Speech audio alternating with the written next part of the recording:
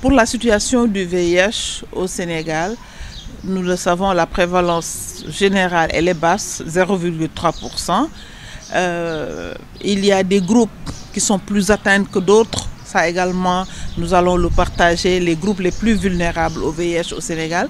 Mais il y a aussi les zones qui sont justement les zones les plus vulnérables, comme la zone justement sud et sud-est du pays. En termes de résultats, ce qu'on peut dire, c'est que les nouvelles infections baissent au Sénégal, sauf dans la tranche d'âge des jeunes de 15 à 24 ans.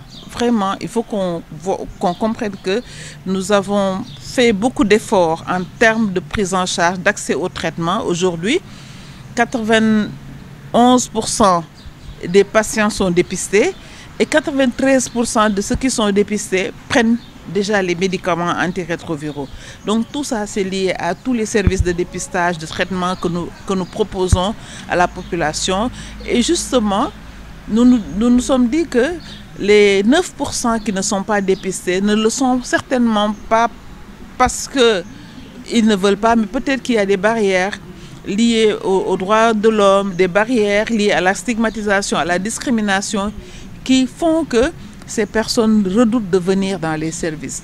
Donc nous pensons qu'il faut leur garantir la protection justement de la confidentialité, la protection de leur intimité et de la confidentialité. Donc pour que ces personnes soient en confiance et puissent venir au niveau des services de santé.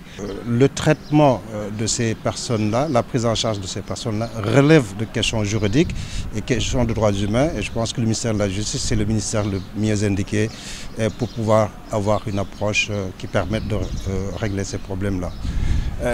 Les personnes atteintes de VIH-Sida, ce sont des personnes, en tout cas une partie de ces personnes-là subit généralement la discrimination. Et quand je parle de la discrimination, je pense que la police, la justice, l'administration pénitentiaire a un rôle à jouer pour éliminer cette question-là.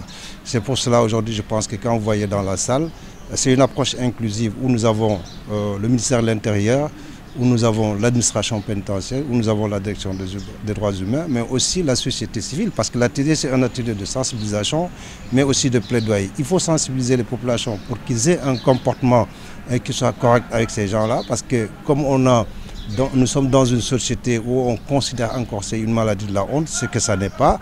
Donc il faut vraiment que nous ayons cette approche-là pour pouvoir permettre à ces gens-là de pouvoir oser cette maladie, oser aller dans les hôpitaux et que aussi les personnes qui les prennent en charge puissent vraiment ne pas faire preuve de discrimination.